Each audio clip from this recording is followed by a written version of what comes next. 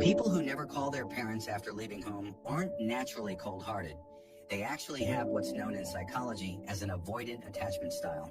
These individuals often experience what's called emotional detachment out of disappointment.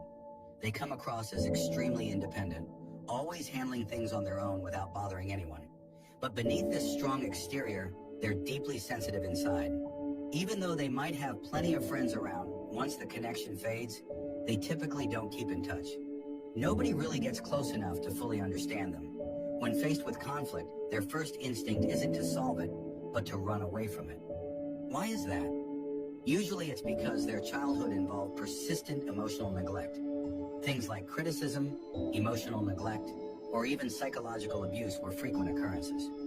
Growing up deprived of love and security, their brain learned early on that relying on themselves was safer than depending on others. Avoidant attachment has two other notable traits.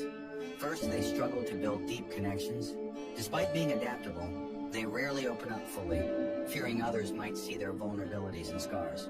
At the slightest hint of danger, they immediately withdraw. Second, they're emotionally delayed compared to others, not because they're numb, but because they've learned to suppress their emotions for so long that their feelings come out much later after a long buildup.